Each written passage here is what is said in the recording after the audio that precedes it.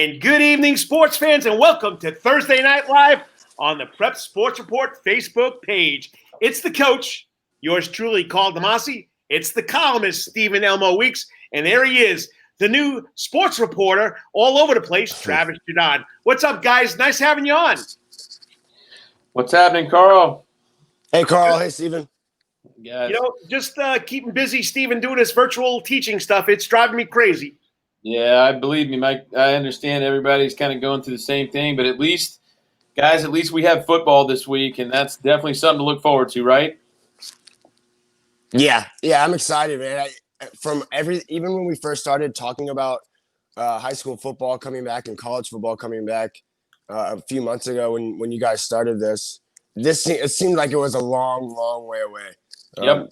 So now it's kind of, I haven't fully let myself believe it yet until the ball's kicked off, but I'm definitely getting excited. Come on, guys. Yeah, it's Christmas in September. We got football, we got basketball, we got baseball, we got hockey.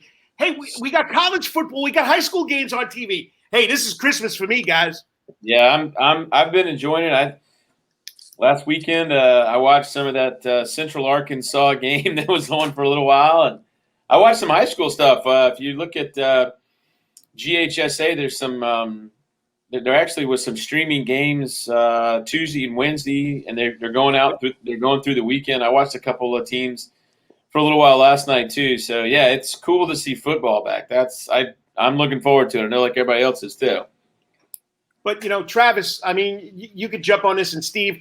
I think close to 67 Georgia high school teams have backed out of their first game this weekend. So COVID's still out there, and I'm glad that coaches are taking precautions. But what about the teams that only have 25, 30 kids and they get hit with this COVID thing, Travis? I mean, it's got to be a little scary. Yeah, I think it was you and Chad, Carl, that were talking about this with St. Andrews coach Doug Dixon.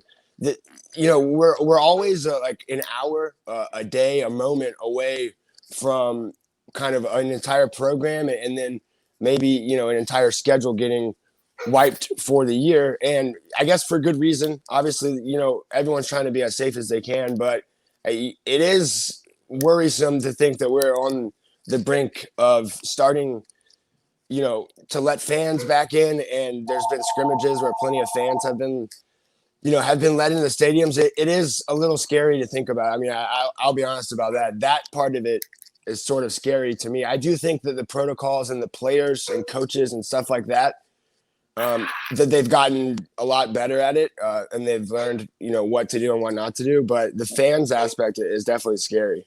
Yeah, I'm with you, Travis. I hope people will. I hope people going to these games, parents and supporters, will take it seriously. Stay 6 to 8 feet apart, wear the mask, be smart about it. I'm with you on that, man. I hope that fans are smart, because it is I think we should cherish every game, because it could be the last one. I was telling somebody the other day, we might play one game, or we might play 10, but treat every game. It gives real weight to the phrase "play this game like it's your last one," because in this case, it actually might be your last game.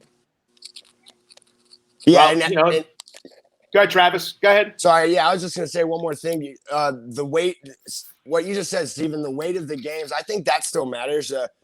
Some coaches you would ask, and they would say that because in Savannah that some teams aren't eligible for the state playoffs because of the way the schedule now shakes out. They would say that takes away from the weight of the games. I hope not, because otherwise all this, kind of would have been for naught. But I think once Friday nights start, regardless of what's at the end of the season and kind of what's available state playoff wise for these teams, you'll see that the passion and the importance is still there for all those games. Travis, I kind of see that exactly the opposite. If I knew that at any given moment my season was going to end, I think I'd get more ramped up. I mean, if you're thinking about a high school team, so you're playing the first game of the season, maybe it's against a lesser opponent or something. In this case, you might only get one game, so you better show out, Right. I'm with you. Being a coach for such a long time, and I never thought I would say this, we tell the kids, play this play like it's the last play of the game and play this game like it's Yeah. last. I mean, I never thought in my lifetime, in my coaching career, that this would become a legit saying. And, like Stevens, you said, though, it's going to come down to the fans, the parents, wearing the mask, social distancing. And, I mean, I know you're allowed to sit with your family, but, everybody's got to follow these protocols or we're not going to have this. We're going to take something away from these kids that's so special and so near and dear to them.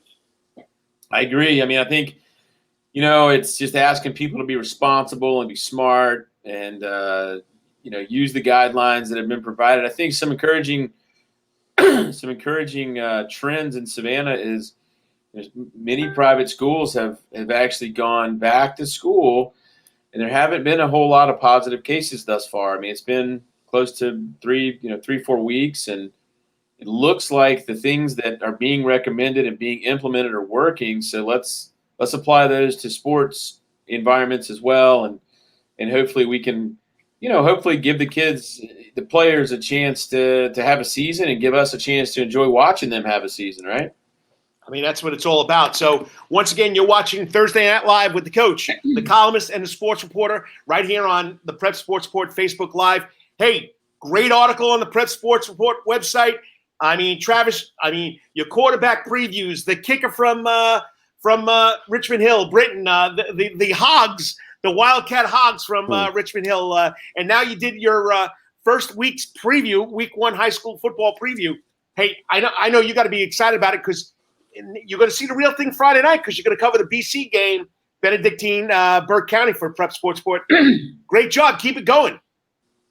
Yeah, that week 1. Thank you, Carl. That week 1 slate is pretty good, and I know the Savannah Country Day Bullock Academy game was moved from Friday to Thursday, but on Friday there's several games around the city. I think most people would agree Burke County at Benedictine is probably the premier game, but even Calvary and Athens, they're going against the number 2 team in the state. And Richmond Hill is going against a top 6 team in the state at Camden County. There's a lot of big time games. And, it's like we just said, once the ball kicks off and these guys are going against players that aren't on their own team, and they can hit somebody that's not on their own team, I think we're going to start seeing, the high school football that we're accustomed to. I do think BC Burke is interesting because Burke and BC have split the last 2 years or in week 1, but that was over in Statesboro at the Irk Russell Classic. It's a nice feather in BC's cap to be able to host a team like Burke early on in the season, given all the off-season stuff with Corona. Yeah, I mean, tonight's a big one for me. I want to see if Country Day comes out and if they're the same team they were last year. We know 10-0 season. They stumbled in the playoffs against, of course, crosstown rival Savannah Christian. But I want to see what they can do against Bullock Academy, who's been one of the perennial Georgia Independent Schools Association teams. I'm looking forward to that. And I'm telling you right now, I'm going to say it right here. We know Dennis Knight wrote a story about his 5 top quarterbacks. We know you wrote your stories about the best quarterbacks in the area. I'm telling you right now, I'm going to say it right now. If people get mad at me, get mad at me. But Barry Kleinpeter is the real deal out of Savannah Country Day. Yeah, anyone that's seen Barry Kleinpeter play knows that he is legitimate. I mean, I think all of his snaps that he played his freshman season, which didn't all go well, as most freshman seasons go. All those snaps he took and all those kind of mistakes that were either made by him or made around him made him so much better for his sophomore year. I don't think anyone saw 10-0 coming. But yeah, Country Day returns him. They return their top 2 receivers, their top 2 runners, or their top running back in Davion Smith. Plenty on the defensive side. They'll have to replace Andre Miller, but they're going to be pretty good. Bullock Academy, like you said, Carl, is a really good team. They'll play Calvary next week.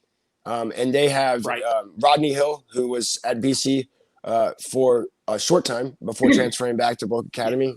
He's got offers from several schools like Michigan State, to name one. I know several. Tennessee is another offer for him, and then Chase Collins for Bullock Academy is also a Georgia Southern commit. That's a big time game for Country Day, coming off of a 10-0 regular season last year. I think that will tell them a lot where they are and where they need to be.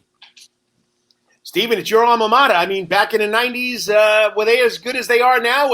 We know that they were, I think the first team from Savannah, the first school from Savannah to win a state championship back there in 1969 with the legendary Coach Saunders. I mean, it's got to be exciting being a Hornet alumni. That was your sophomore year, wasn't it, Steven? Yeah, couple years before I was born. But I think the only time we were any good when I was there was my senior year. We had a guy named Alex Hilliard who actually ended up playing basketball for the University of Arizona for a year. Who's the quarterback, and they instituted the jump pass. And Alex had a really good vertical leap, and he could jump and see over the line of scrimmage and throw it about 15, 20 yards. And we put up the Hornets put up a lot of points that year. Didn't stop many people, but I think that's the only time they ever saw them get the playoffs. Country Day is a whole different animal now than it was then in athletics. We were pretty good at basketball and soccer, but and golf. That was about it. Yeah, I don't know. I've read a lot about Klein Peter. I haven't seen him play.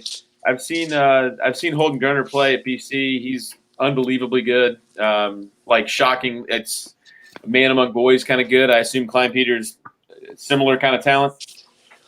Well, yeah, I don't know that all the raw abilities are on par with what Gerner offers, and that's not a knock on Klein Peter. Gerner is a one of a kind talent. He's the real thing, yeah. But when you just sit down and you look kind of side by side the numbers, those speak for themselves. But then when you look at what Klein Peter does, it's different than what Gerner does, and it's not, it doesn't really jump off the screen at you. Mm-hmm. But he rarely was making mistakes. Country Day was rarely in these, third and longs and all that stuff. He just kept the game moving. And, when you watch him and then you look down at the roster and saw last year that he was a sophomore, right? That's what gave it away for me. So, but it will be interesting to kind of watch Gerner and Klein Peter kind of grow up in their respective systems. In Savannah, those two guys are going to be fun to watch for the next few years. You talk about this, the uniqueness of this particular high school football season for Gerner. This is huge because he's still solidifying his position as a top recruit in the country, and I think for kids like that, it's still there's still opportunity to make your reputation bigger, put some more numbers up, even get more attention, right? Yeah, I mean, there are numbers that Gerner definitely wants to improve on, and with guys like Trent Brodnick's out wide, I think he will. I know that they are really over at BC focused on him improving his completion percentage, which was pretty low last year. Through, I think it was either 12 or 14 interceptions. Again, all these are kind of things that you would expect from a younger quarterback, and that's all fine and well. But we know the kind of expectations BC has for itself as a team and program. I think Gerner has those kind of expectations for himself. I would expect a big leap from him this year, but I don't know that all of his stats and stuff like that are really going to affect him from getting all these big time college offers. People see that arm and that kind of raw ability, and that's kind of all they need to see. He's got a cannon. Yeah. Well, you're going from the coach's perspective. I mean, tight spiral, good mechanics, tall, strong. He's your potentially drop back quarterback, where for me, Klein Peter's dual threat. Yeah. So that's the difference I see in both these quarterbacks, and they're both big time quarterbacks. There's no doubt in my mind they're both big time quarterbacks. So it's going to be a lot of fun to watch these young guys, and let's keep it on the home games here. So BC against Burke County.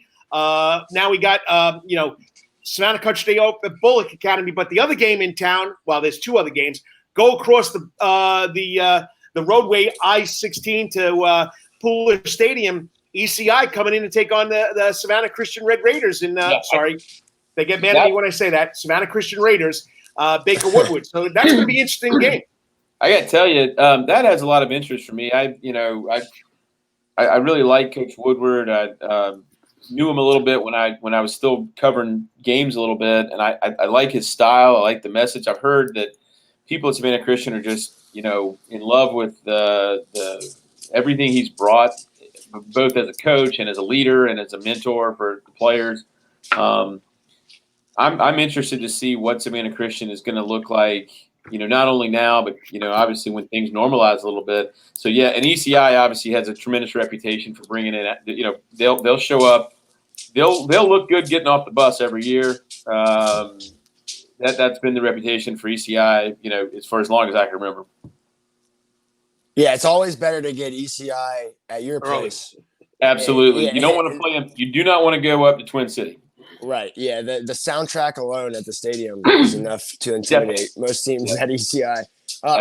This is an interesting game for me because I think Savannah Christian might be as good on paper as anyone in the city, but they have, there's not really a lot of guys like we're talking about Klein Peter and Gariner. You forget about guys like Spencer Robichaux and maybe I don't want to speak for him, but maybe that's the kind of thing that Baker Woodward wants in his program is motivation. Guys all pulling in the same direction. We're a unit instead of a couple of stars here and there. Savannah Christian's defense is going to be really, really, really good. They are, for my money, the most experienced and most talented defensive unit in the area, in the city. Maybe Richmond Hill, I would put right up next to him. It'll be fun to see how good Baker can get that unit and can get the defense going, because I think Robichaux and the offense and George Futch and guys like that are going to be plenty good enough. We know what Savannah Christian, kind of what their MO is and what they want to do. And there's not a lot of people that usually stop them from doing that. So I don't think ECI is going to be much trouble for them. No, I think I think Savannah Christian, I agree with you. I think Savannah Christian's quietly very confident in what they're about to unleash. I think that they feel really good about where they are, and as a program, as a team this year, but as a program in general, I think they feel pretty good about the spot they're in. And just to let you know, Savannah Christian also returns its whole defensive backfield. That's huge. So they're going to be loaded on defense. I know there's a lot of young guys that Baker Woodward's going to ask to step up. I think he's going to start a freshman on offense and defense, but I'm pretty impressed with what they're going to be like this year, and I can't wait to call the game on Friday night with WSAV. And you're doing the following week with Bullock Academy against Calvary. Travis? Yeah.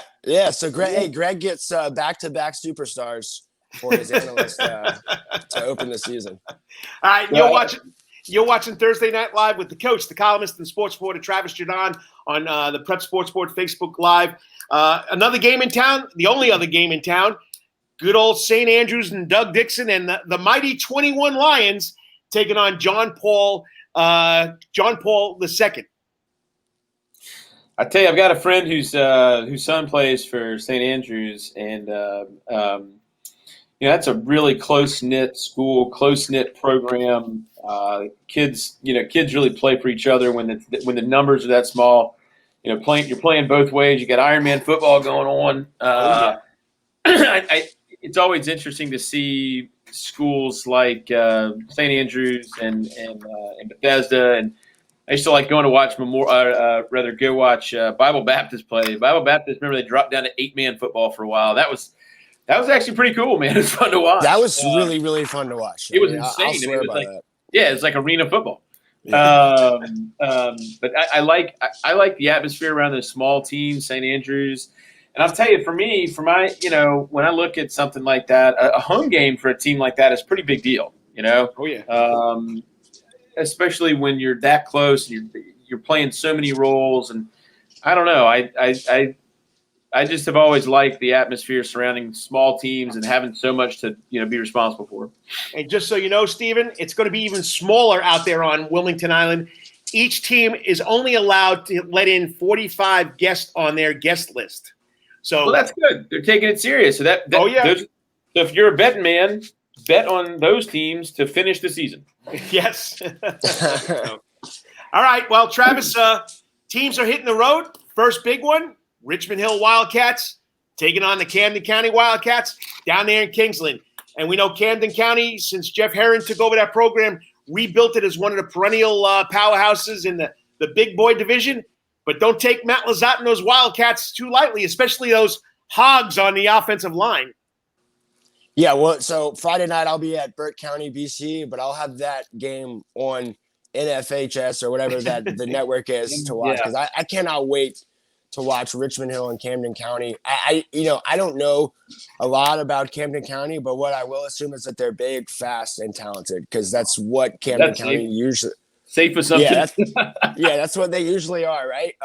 One thing we know is that that's exactly what Richmond Hill is, and their defense is, like we said, one of the best in the area. Last year, I covered their playoff loss against Alatoona in the semifinals, and I walked away as impressed with Richmond Hill and sort of everything that goes into their program, the way they carry themselves, the way the fans, interact with the team. That place was crowded and loud. Yeah. I'll tell you something. As loud as it's ever been in a high school game. If you're not from around here and you're not familiar with Richmond Hill, that's a really strong community. They take a lot of pride in their school. Yeah. They take a lot of pride in their athletics, whether it be swimming or football, golf. They take a lot of pride in everything they do. It's not surprising to me to see the Richmond Hill football program growing and getting better and starting to compete on a state level. I'm surprised it took this long, quite honestly, because that's a proud area, and the kids love football. That your story about their offensive line is my favorite thing we've put on the Prep Sports Report so far. And it's just that's a great story, man. Thank you. That's football right there. That's big dudes pushing people around. That's it, right? I appreciate you saying that, Stephen. They look the part, and they are kind of exactly what they look like. They're big and fast and disciplined, and they're a cohesive unit up front. I'm interested to see, they've had several big time runners, not big in size, but big time runners as far as production goes. Right. The last couple of years, most recently Jalen Rouse last year. As an offensive line, there's probably a few things better than looking up at the end of the year and having a guy that just rushed for 1,500 or rushed for over. No, we just lost our him. expert, bro. There he is.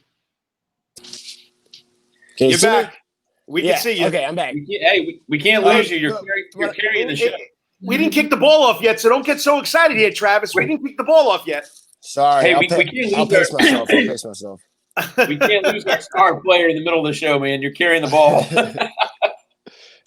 Let's see. What was I saying? The offensive line having a guy behind them that rushes for that amount of yards has got to be a feather in their cap and kind of something that they want to happen. And when we talked to Joe Fusel, their left tackle, who's one of 3 preseason All-State members for Richmond Hill, he said that as much that's something that they take pride in. So I'm interested to see what pair or what duo of running backs for Richmond Hill is going to be running behind that line. They're going to have plenty of weapons outside for quarterback Trevor Coleman to use, including Isaiah Allen, who also might be getting some snaps at quarterback as well. But I think Nathan Vickers at defensive end, if you had 3 players in the city or in the area that you need to see this year at one point in time, Nathan Vickers is one of them. What do you think your gut feeling? Do they have a shot at knocking off Camden County, or is this just a let's try to keep it close kind of plan? And again, I haven't seen Camden County, but I've read up on them and see what they have returning. I would have given the advantage to Camden County, but being around Richmond Hill the last few weeks, they kind of made a believer out of me. They kind of convinced me that they're ready to roll. Nice. And they are really looking forward to Camden County. It's no secret to them, kind of the prestige of Camden in that area and in South Georgia in general. And I know that Matt Lizotte and that football team want to make a statement for more than just themselves and their community. An interesting side note of this one, though, if Lizotte and the Richmond Hill Wildcats do beat the Camden County Wildcats, Lizotte will become the winningest coach in Richmond Hill program history. 31 wins. That would be a heck of a way to do it. Thousands of wins, but that's a way to open the season. And after all this stuff, to kind of get that out of the way. I think he would have rather have had it in the semifinals last year, Sure. but I know he'll take it week 1 this year for Yeah, sure. man, Hey, that's neat. Don't forget, guys, they also got a kid that can kick the ball in Britton Williams, which was another story you did. Another great story. When you have a golden toe and you're going down to Camden County, I wouldn't be surprised. That's how they win the game tomorrow night, on his foot. I'm going to take credit for Britton Williams getting his Georgia Southern offer right after we wrote that story about him. So if you're a kicker and you want offers, call us. He owes you a burger, right? That's right. Yeah. You want to play college football, read the Prep Sports Report, send in your story. All right. Another team on the road. Got to go up to Athens, Georgia. Got to play a team that's loaded with some D1 college talent. Another guy that is going to Georgia. We got Calvary Day School traveling to Prince Avenue Christian. Hey, you want to start a season off? You want to see how good you are? Start against that program right there. And I have a whole lot of respect for Coach Stroud. He's a tremendous coach, tremendous leader, has done it for a long time and done it the right way. But, man, that's a tough start. That's a tough place to start, right? Yeah. And when you look at Calvary and Prince Avenue are a lot alike. I think a lot of the Class A private teams are a lot alike amongst themselves. Prince Avenue is about as close to a benchmark, and I mean they are the cream of the crop when it comes to smaller private schools in this state. Their quarterback Brock Vandegrift is all set to go to Georgia. In light of recent news, Georgia might be hoping he's there right now, but he's still a year away. And Prince Avenue is the real deal. You don't need us to tell you that because the week after they host Calvary, they'll be playing on ESPN on Friday night, September 11th. So, yep, that's right. ESPN doesn't come unless you're pretty good. So I think Calvary's got its hands full, and it's important in games like this if it does. And I'm going to be willing to eat my words, but if it does get lopsided, I think Calvary. And Mark Stroud and that whole staff, they're kind of mature enough and they've been here and done this enough that even a lopsided loss, they're going to get what they want out of this game. And that's, to get their feet wet and to get ready for the games coming down the stretch, which, they obviously want to get some revenge against Savannah Christian and against Savannah Country Day last year and Thomas Carver's senior year. It didn't go, as they had planned it, but they're going to be ready. I'm quite sure. It'll be interesting to see them moving on from you don't see a lot of 4-year starting quarterbacks in high school, and to move on from that is a big deal. But they'll have Fuchs Lewis and Greg Daniel, the running back there, to kind of carry the load, I think. So Travis, you got a scholarship offer for the kicker at Richmond Hill. You got to see if you can get ESPN down here to cover like a BC game or something like that, right? Yeah, that's next on my list. I'll make some calls. Yeah, you got to check that box, right? Yeah. Well, Calvary's they're gonna put up a fight. It's gonna be a Mark Stroud, well-coached team, and I'm impressed with what Mark Stroud does. But little do you guys know that this will be the first time in 29 years he's not calling offensive plays; he's calling the defense. Did you know that, Travis? No. Who's calling the offense for Calvary? Brantley, the guy that came in from Prince Avenue Christian, I think. Wayne Brantley. That's interesting because I know, didn't Danny Britt say something along the lines of him kind of giving the reins of their defense over to Galen Houston because of all the stuff that he's having to deal with coronavirus in the offseason and kind of managing the program instead of calling and managing an individual unit. That's interesting. I wonder, I bet there's a lot of teams across the state that are kind of doing something similar to allow their head coach a little more time to run the whole show. Coach Stroud was nice enough to join us on Thursday Night Live last week, and he basically said, "Look, I tried the CEO thing. I'm just no good at it. I gotta get my hands. I gotta get my hands back on the playbook, and I gotta get back involved." And this was the way he felt he could do it. I gotta tell you, as good as he was as an offensive coach, I see no reason to think he won't be just as good on the defensive side of the ball. I mean, if you got that kind of coaching acumen, coaching pedigree, he'll be successful on either side of the ball. I would assume. Yeah, Steve. One more note on that on Prince Avenue and Calvary to tell you how good we know how good Calvary has been, and I think they, for any measure over the last decade, a lot of programs would like to have what Calvary has. Absolutely. I think they've won 98 games in 10 years. Yep. Calvary has. Mm-hmm. I don't know the number off the top of my head, Carl, but it's in that preview story. Is it 125 for Prince Avenue Christian? Yes. So we know how good Calvary is, 98. Now 27 more wins gets you to where Prince Avenue Christian is. That's sort of unreal. That's dynasty territory, right? Right. And I got one more nugget. We watched Thomas Carver for 4 years. You're going to watch this kid, Jake Merklinger. Okay? He's a starting freshman quarterback at Calvary. He'll be there for 4 years. We'll see what they do with this kid, just like they did with Thomas Carver. Yeah, Calvary's another one. I can imagine teams are going to press him. Go ahead, Stephen. Calvary's another one of those. Programs, schools that just seems to, develop kids, and as soon as they get up into the high school ranks, they're ready to play. So they do a tremendous job in the middle school program. All right, we got 2 more to cover. They're both out-of-town games also. Well, not really out of town, but out of county. Georgetown comes up there into the Palace in the Pines in Springfield to take on Effingham County, the Rebels. Buddy Holder, tough season last year, 2-8. I mean, you know how they love their football in Effingham County. The south end of the county was doing great. Now we got to hope the north side of the county can bounce back, Travis. Yeah, I think Effingham County has the potential to be sort of what South Effingham was last year. If you remember, South Effingham had some rough stretches there for a minute, and it kind of continued until week 2 of last year when out of nowhere they knocked off Jenkins at home. The score wasn't lopsided, but they did it pretty handily. And that was their kind of coming out party, South Effingham's coming out party. And I think Effingham this year, they get Georgetown out of Augusta or Grovetown out of Augusta. Is that right? Grovetown? Yes. Grovetown. Week 1, that's winnable for them. They can win. Grovetown switching over to a wing T offense from the spread. You can only imagine what that might look like week 1.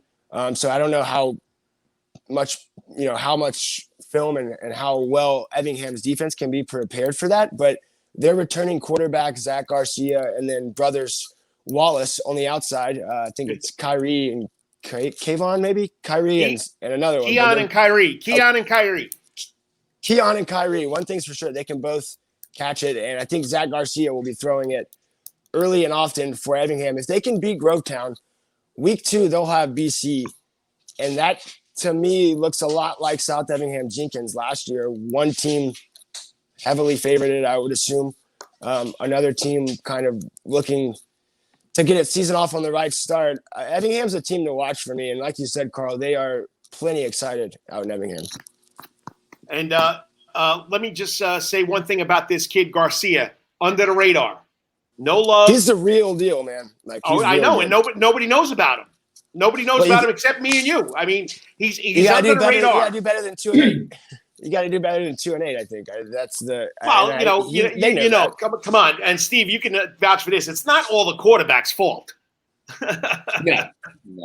I think, you're right, especially in high school. So, okay, Bethesda made it to the state championship last year in Skeeza, came up short. They're going across the bridge over to Buford Academy. One of the best coaches or best people, human beings you ever want to meet is an Antoine Turner. And what he's done over there at Bethesda, he's built the culture. They love what they're doing. They love their kids. They love the program. Kids that go there love that. But he's got to bounce back from that tough loss last year in the championship game. Yeah, Bethesda, to me, what Stephen was talking about earlier, kind of those old Bible Baptist days and watching teams like that in Memorial. Bethesda is a team to me that almost always has 1 to 3 guys that you look at and you can tell pretty quickly that those guys could play in Skeeza, GHSA. They could play in any level, in any class. The problem with teams like that, not necessarily a problem, but kind of what comes with the territory, is the depth. And that kind of Fumble, man. That kind of will wear teams out. I think, but for me, Bethesda will go, and they'll be as good as Antoine McKay, their quarterback is. He is really, really, really fun to watch. That's a guy, like I said, that we talked to him for the quarterback preview series, and when I talked to him, Carl, I asked him the question I've kind of always wanted to ask every Bethesda athlete and every Memorial Day athlete, every St. Andrews athlete. Does it get to you when people look at your stats and your numbers and they sort of dismiss them because of you playing in Giza or playing in Skiza if you're St. Andrews or something like that? I think Antoine McKay said it best that the film kind of speaks for itself, right? Yes. And the numbers speak for themselves. All you got to do is go look at his numbers, and you can tell that no matter who he is playing, those numbers are as impressive as they come. They're going to have a lot to replace Bethesda is, but I'm excited to see what they'll do. I like them on Friday night big. And the last one, which I always forget about, and I know Steve, we put a page in there for the Bryan County Redskins, new head coach. They're going to take on Butler, who finished the year last season at 2-8. Bryan County didn't win a game. They got a new coach in Sherrod Freeman. He's got 25 freshmen on the squad and a good old ball coach that I say built the foundation over Jenkins High School, Tim Adams, as his defense coordinator. I think we might see an improvement in Bryan County this year.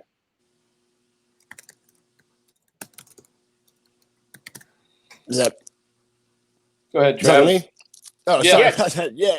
Yeah, I do think we're going to see an improvement. I mean, Bryan County was, by all measures, pretty bad last year, and I think that they know where they're at and they know kind of, what they are and what they aren't. I do think that what they started last year has been sort of wiped away with their new coach. I mean, they're starting once again with a fresh slate. For me, it's what can Bryan County do over the next 24 months. I'm not really going to judge them over what they're going to do the next 12 months, especially with numbers like that, Carl. 20-something freshmen. I imagine a lot of those freshmen are going to be asked to contribute on both sides of the ball. It can be really hard to see it, but you almost have to look at teams like that as like a 24-game schedule, right? Or right. Just combine your next 2 years and try to get better in the second half of that. A team like Bryan County, they're going to face plenty of big-time teams. And so I think that what you just try to do is get better every week and try to beat, the team ahead of you. But I don't know what Butler offers. I know a famous alumni of theirs is Ben Troop, the former tight end at Florida and the ESPN Coastal Radio host. So I know he'll be watching that game pretty closely. Yeah, that's true. I think, again, Bryan County, another area that, peaks and valleys over their history, the tremendous peaks and sometimes, unfortunately, tremendous valleys. When they have numbers, they're normally pretty good. When their numbers are low, they have a tendency to. It's hard to overcome that sometimes. So hopefully, they're on the upswing. Well, we shall see. Well, guys, that's the whole slate for all the schools in this area that the Prep Sports Report covers. Anything else you guys got? I mean, great breakdown. Go to the Prep Sports Report. We got week 1 preview by the sports reporter, Travis Jadon. Read about the lineman at Richmond Hill. Read about the quarterback previews, the kicker at Richmond Hill. There's a lot on the website. Travis, keep it going. And tomorrow night, Travis will be at the Benedictine Burke County game reporting for the Prep Sports Report. Yeah, I think, Travis, honestly, if you want to find the best and most in-depth coverage of Prep Sports right now, it's probably I believe it's what Travis is putting out on the Prep Sports Report. I mean, it's just tremendous work, and thank you for that, Travis. I appreciate your the way that you're covering this stuff and the way that you're keeping everybody informed. You're doing a great job, man. Well, thank you guys for saying that. I'm really excited, and I appreciate the opportunity, and I think BC and Burke at Memorial Stadium is going to be an electric atmosphere given what's Absolutely. gone on. I'm looking forward to that one. That's going to be great. All right, guys. We'll enjoy tonight's game, and we'll watch some college football too. Country Day taking on Bullock Academy out there in Gatorland in Statesboro. And then tomorrow night, Travis will be at the BC Burke game. I'll be covering the ECI Savannah Christian game on WSAV, but also for the Prep Sports Report. Once Great. again, great job. Keep it going. I know, Steve, you got a lot of work to do. I know you're going to hit some man. golf balls this weekend. Keep them straight. Will do. Thanks, guys. Have a great weekend. Take care, guys. Travis, appreciate it. Thanks, Carl. Once again, remember every Thursday night at 7 o'clock right here on Thursday Night Live on the Prep Sports Report Facebook page. It's the coach and the columnist, Stephen Elmo Weeks, and yours truly, Carl Damasi. And this week we had the sports reporter for the Prep Sports Report, Travis Jadon. Go read the stories, prepsportsreport.com. I mean, it's the website, refurbished, redone, brand new, done by Stephen Weeks and his crew over at Sabre Solutions. Check it out. So for the columnist, Stephen Elmo Weeks, this is Carl Damasi, and for the columnist, we always say this every week: wash your hands, wear a mask, social distance, enjoy the rest of the week, and hopefully it'll be your best week ever. We'll see you next Thursday night on Thursday Night Live on the Prep Sports Report Facebook page. God bless, and remember, it's football. Are you ready for some football?